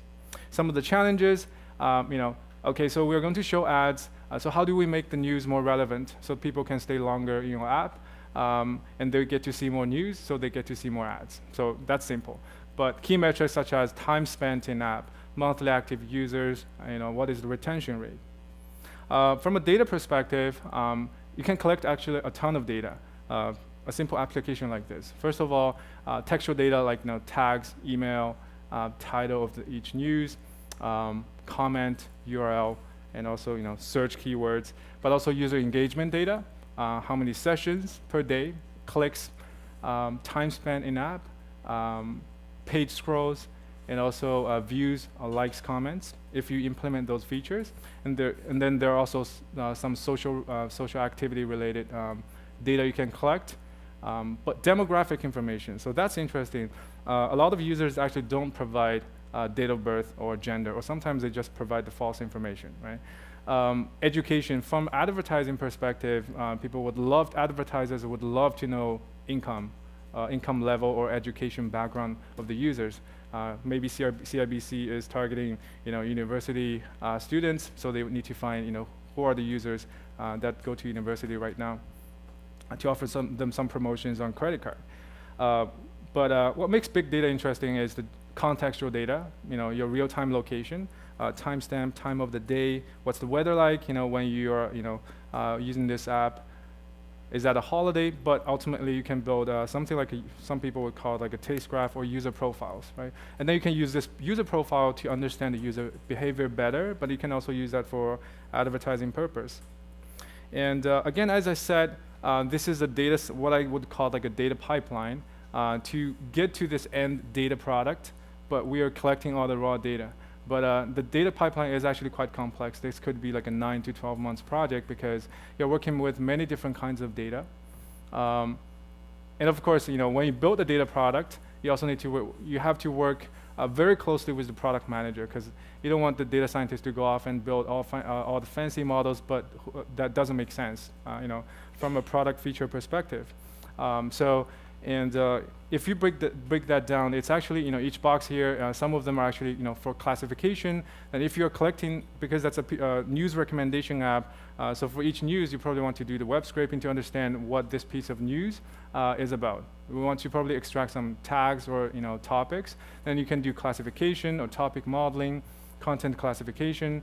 But for location data, you probably want to join, overlay some, point of interest database, third-party database, because you want to understand, if I'm standing right now in this building, or I went to Air Canada Center last Friday night, is that because of a concert, but first of all, the data we collect is only like geolocation, latitude, and longitude.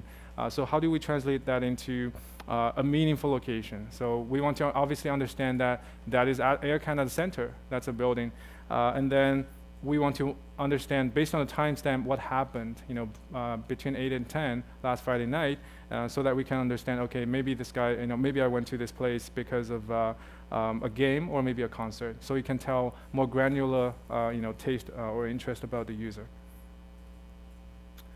This is an example. So based on the location data, okay, so if you collect, let's say, 3 months worth of location data about this user, you can pretty much infer like the home location and work location.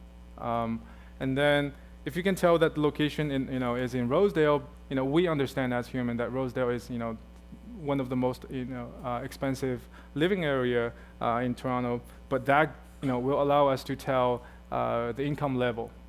So nobody's going to tell you the exact, like, the salary information unless it's the revenue agency, but you can at least infer, if you know where the living area of the person, then you can tell the income level. Or you can do even like maybe just scrape some real estate website. I know it's probably not legal to do that, but when you go to this kind of detail for data analytics, then it's always creepy. So you have to decide whether you want to do this for legal reasons. Sometimes you cannot do that. Or that will actually damage your customer experience. People don't want to feel they will creep out, right? So, but sometimes it's actually doing this at aggregate level. It actually can make a lot of can help you make a lot of good decisions. But this is just like one example. And then you can tell that this is probably the transportation mode. So this person, between 7 and 9 every morning, he's usually observed, along this line. So he's probably, taking the GO train. And over the weekends, you can tell that if you have the location, GPS, latitude, longitude. You also can tell, the timestamp, so it's a weekend. And he's been to Hyde Park a couple of times. So there are, open data sets like OpenStreetMap that can tell you that this is actually a park. But in terms of the volume of the data, this is probably hundreds of millions of users. And each user, you will have like 3 months worth of location data. And then this OpenStreetMap, then obviously it's a massive database because it has the point of interest information about each POIs in the city. So if you are going to use a SQL database to join these two huge data sets, it's not going to actually run at all. It's going to be very slow. So that's why you need open source tool like Apache Spark or Apache Hadoop. And you can tell if this is a traveler, if you can tell that he went to the airport. Okay. Okay, so now we've collected a lot of raw information. If the person go to a website, you can tell what that website is about. But when you put this on a timeline, okay, this is my personal, actually I'm just making this up, but let's say 2013 I got my first house, right? So I checked out this house website very frequently. And in 2014, planning for a baby, so I downloaded this like baby center app. And baby finally arrived in 2015. I started to buy diapers, right, online. So a lot of details you can tell about the user. So maybe a month ago, I decided to quit my job and find a new job. So I started to check LinkedIn out more often. So you can tell, if you put this on a timeline, there are a lot of information you can tell about a user. Okay, and this will actually help improve the personalized experience if you're offering that service to the user.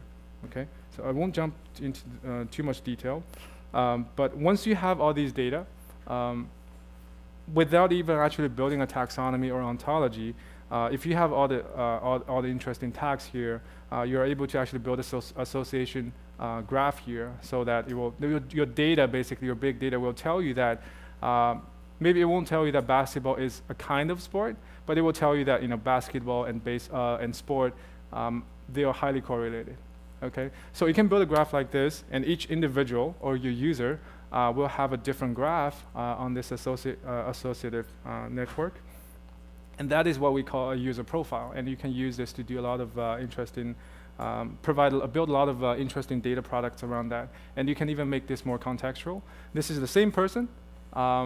He has exactly the same taste, but based on different context, let's say morning, afternoon, evening, weekday, based on whether the person is at home or maybe the person is traveling, then the same graph will actually have different weights, so it will actually look different. And then your recommendation will actually get better. Okay, so this is a simple, this is a use case of how we can actually leverage data analytics or data science to build some interesting data product. Again, my point here is that data science or machine learning is just part of the picture, and usually it's a pretty complex data pipeline. And I always try to highlight that it's very important for data scientists to understand a little bit data engineering and also data pipelining, so that it will actually really help the data scientists to do a better job. All right, so this is my use case sharing, and then maybe I'll spend a few more minutes and talk about the job market if anybody is interested. So again, that Indeed.com analysis, we basically did some analysis on data scientist positions, data analyst, and also data engineer. And if you do the keyword analysis, these are the most popular or most demanded skills in these fields. So for data scientists, then Python, R, SQL, Hadoop. Looks like right now in the market, a lot of banks are hiring data scientists who actually need to know a little bit big data. And for data analysts, it actually makes sense that SQL and Excel are still in very high demand. But we also actually see a lot of data analyst positions that are requiring Python for automation, and also Tableau for visualization. And for data engineering, then obviously Hadoop, SQL, Java. You need to know more coding, and also big data and NoSQL database as well. So you can definitely, with some simple data analysis and web scraping, build something like this yourself. That will save you a ton of time. And O'Reilly had this conference every year, but this is like only the 2015 stats. But some data science salary survey, here's the link. I can share the slides with you guys later. But again, Python, MySQL, even I see like AWS and also cloud computing getting more popular. And some of the companies in Toronto that hire data scientists, pretty much all the banks. I know Capital One, they actually, their entire stack is actually on AWS. So knowing AWS and cloud computing can definitely help as well. For telcos, companies like Rogers, they still use like Oracle, Teradata, or SAS, but they also have all the big data tools as well. Startups, Ruby Cloud is doing very well. There's a company called Geotab, Skywatch, my old boss, he's the CTO at this company right now. They're actually collecting a lot of satellite imagery data. So if you want to tell, like for example, the stock market or like those analysts, if they want to tell if JCPenney is doing well or not, you can analyze their financial statement, but you can also actually just like taking all those satellite image of their parking lot and to analyze like what percentage of the time the parking lot is actually empty. Then you can pretty much tell that if the company is going out of business or maybe actually doing very well. Just like Yorkdale, it's always packed, right? And that is actually, you need a little bit deep learning or maybe AI, more advanced technology to do that, to do the image analysis. And consulting companies like Accenture, definitely pushing really hard on AI and big data as well. And even KPMG is assembling a new data science team. even CIC immigration. So we actually have an instructor who's actually a data scientist at CIC. So those immigration decisions now are all like data driven. So it's very interesting as well. But this pretty much wraps up my presentation. And I'm open to any kind of questions if you have any.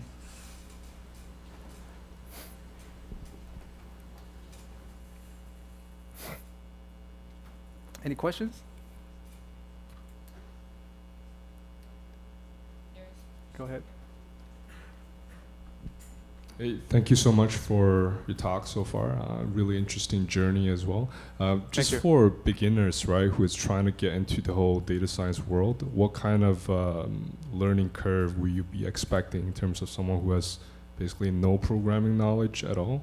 And what kind of software, for example, you use to show those visualization that you provided in the deck? Right. I think today's data scientists, if you want to enter data science, we definitely need to know a little bit coding. So knowing Excel is definitely not enough. So I would say I would recommend Python or R. So Python is my favorite because Python is very flexible. You can use Python to do many different things. You can use Python to work with APIs, do a lot of automation. You can use Python to build a chatbot. You can also use Python to work with big data. And also Python has very some really amazing machine learning and deep learning packages as well. So that's what would I recommend. But to get started with data science, definitely learn coding first, either Python or R. And then you need to also have like stats, some stats knowledge, linear algebra as well.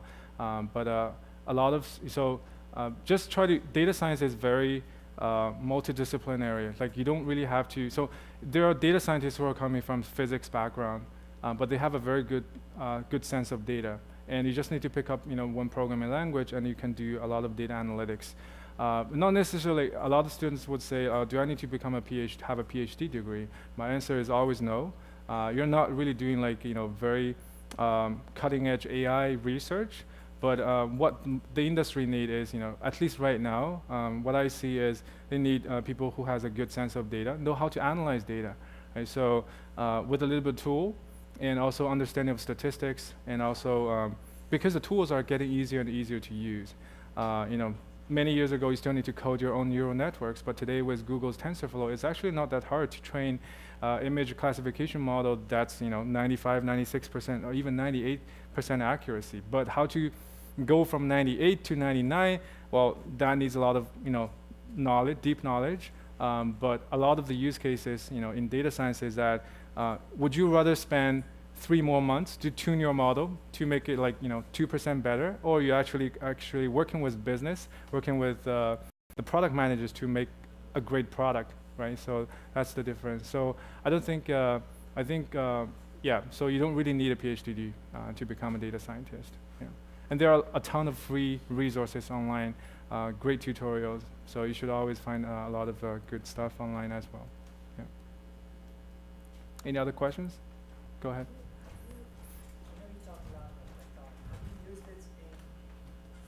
I know you talk a lot about Python, and you're very. Have you used it in system integrations, like integrating to different ERPs or to different solutions that B2B companies do have? I don't have a lot of experience in system integrations, but as far as I know, Python is actually a great tool. Well, some people call Python like the greatest glue tool. Because if you want to do even DevOps, you want to do workflow automation, if you want to spin up like an EC2 instance in the cloud or a couple of servers, you want to automate all the provisioning and stuff, you can use the Python API to do that. And you can use easily their open source tool like Airflow. That's I think it gets open sourced at Airbnb. That allows you to automate a lot of workflows as well. And it provides really nice GUI for you to monitor like the dependencies of your data jobs. Yeah. Is that called Airflow, you said? Airflow. Okay. An older version is called Luigi, which is open sourced at Spotify. Yeah. Okay. But again, I like to work with Python, let's say in Jupyter Notebook. But if you want to push things to production, for example, you write a lot of SQL code. Let's say look at the typical data science workflow. You have to extract data from a database, right? So maybe not like do web scraping, because if you go work for a bank, then most of the data is already living in a data warehouse. So you want to extract data writing some SQL, but you can actually do all of those in Python and pass the queries to let's say your Oracle database and retrieve the data back in your Python environment, and you can use pandas to do all the visualization. So like Python is kind of like that glue tool that you can actually use to work with many different systems. And then you can use Python to connect to the cloud, to submit your jobs, and use Python to do your Spark jobs, to crunch big data and also machine learning. If you want to deploy a model, again, you can also use Python. So it's very flexible. Yeah. Okay. Yeah. Thank you. Okay.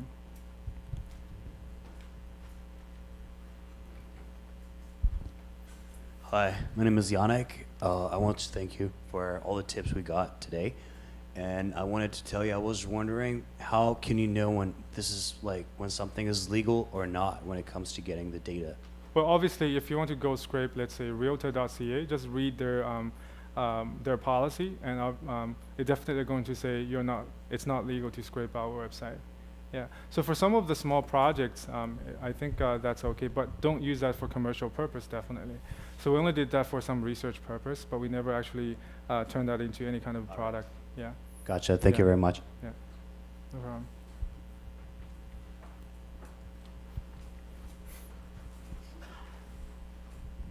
Thank you very much. Thank you. I didn't check. I didn't notice the blockchain technologies or any tools that deal with the blockchain. I'm not actually very familiar with the blockchain technology. Oh, Yeah, so thank sorry, you. I can't answer your question. Thanks. I actually have a question. So we went to school. So that's the question to the unicorn, right? You have let's say at Ryerson for a year. I've seen people who are coming from marketing department. I've seen government people like data analysts, right? Someone who works with data and now they want to be a data scientist. Then you have a lot of statisticians and math people. Then we have people from IT, right? And what my experience was at Ryerson, that when I observed all of this, and I went there just out of curiosity. I didn't have a plan to be a data scientist, but let's say if Anna Karpacheva decided to be a data scientist, this is what I would approach it, and that's what I'm looking for, that your input, right? So I would actually create some kind of portfolio, right? In a sense that part of the Ryerson education was the capstone project. So in my case, I spent about September to December, so 2.5 months building the Shiny R. So I have a web development background, so that's where my coding experience coming from. So that was easy for me. I have a math background. I didn't do statistics, so I had to reach out to Karim to get for the statistical advice. But I was able to build the app like in 2.5 weeks when I understood how to do it, how to code, and what's supposed to be done.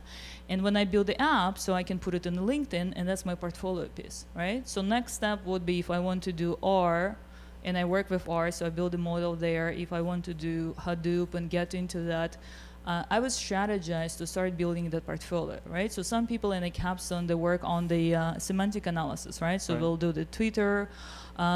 Two people who did Shiny R, so it was one guy and another guy and myself. So there are two of us who did that. Other people, they did a lot of complicated math and stats, right? And then they presented the data. So Shao, considering that some people, they would like to get into that, what is the selling point? Like, how would you build that portfolio so you can you can present yourself in the best way and have some kind of GitHub repository or something to show? Right, maybe I'll give you another, let me see if I can find that slide.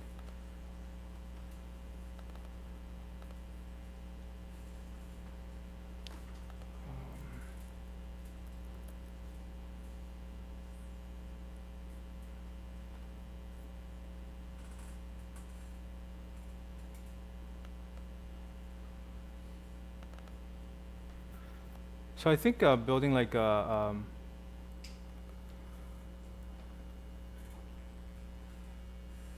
portfolio is actually very important if you are going out there and looking for jobs.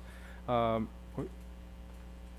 so this is one of our students at Ryerson actually.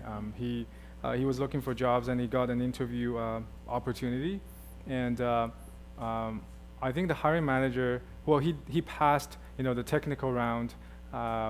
So he did very well, like in Hive, Hadoop, all those technology-related, interview. And then the the hiring manager or director asked him to go back a week later and then do a presentation, 15-minute presentation on one of the data projects he worked on. So he had he has not completed the capstone project course yet. So he didn't have a project he can show, he can demo. So we brainstormed a little bit, and we decided to do some, collect some data from Twitter. So my suggestion to him was actually, so this is actually what he did. So let's say, he's collecting some tweets about a bank, and so this is an end-to-end, like a data analysis. What I call end-to-end means, you need to collect data yourself. Don't just focus on the modeling part. Even though you're going for a data scientist interview, you need to, at least demo that you have the capability to extract data, to manipulate data, not just, building a model. So, and he demoed, he's basically saying that, hey, I'm collecting some tweets about the bank, and everything you see here, right? These are data, and those data are available through the Twitter API. So that's what I worked with Twitter API. I got some data, and this is the package I used. I collected, let's say 5,000 tweets or 7,000 tweets, and these are the, the models I ran. And this is the output. This is the original slide. He said, I'm going to show some word cloud. I said, probably the person who's interviewing doesn't have a clue what this is about. It's really hard to explain. So from a data analytics perspective, sometimes it's actually really important to show the raw data so people can actually relate to that to a topic, because, well, you don't want to go to an interview and explain what LDA model is, because that's quite boring. You actually want to tell a data story. That's what I mean by storytelling, and also building a portfolio that you can actually demo in an interview. So, and then he added some some real raw data, like the tweets. And then if you look at here, something must have happened in Saddledom, the city in Calgary, but that doesn't seem like to make any sense. But when you look at the raw data, it's actually Selena Gomez having a concert in that city. But this is like a very short period, collected data for 7 days. So if you are going to analyze this again a week later, the output will look a little bit different. But I said, okay, is this useful? So maybe this, this is interesting, but how do you use this to make the decision making for the business? And I said, can we collect some, information about all the competitors and see how they do actually, how they are doing on Twitter?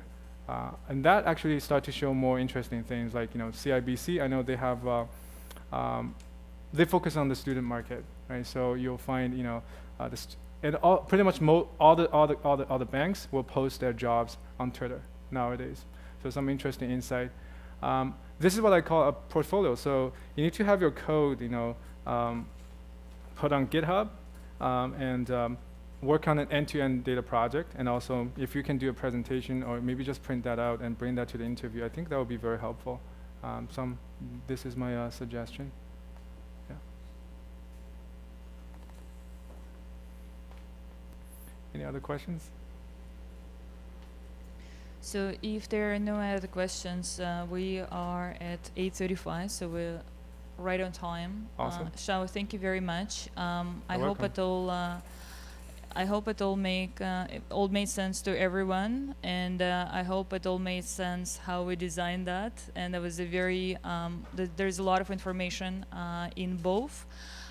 We do have it on the YouTube. I'll talk to Brian about showing his slides. So we just need to have this conversation. So we do have a link if you want to. So I have people from Eventbrite and I have people from Meetup. It's live in the Meetup. I'll do my best to send the message, but I get busy and I'm not very good at following up. I'm very good at designing and bringing people together. I'm good at that.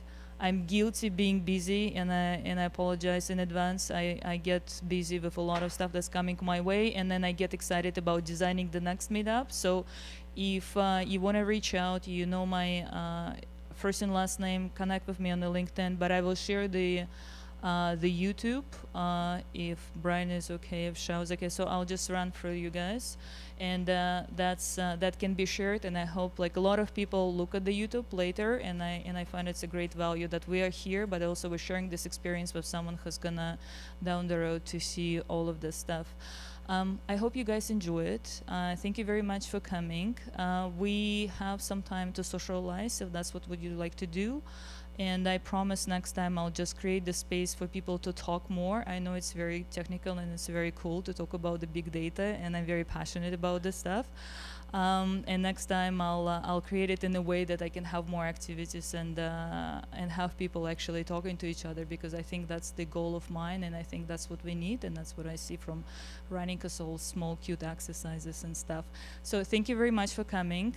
We'll call it a wrap, and reach out to me for the links on the YouTube. And thanks Brian and Shao, and let's give them the round of applause again.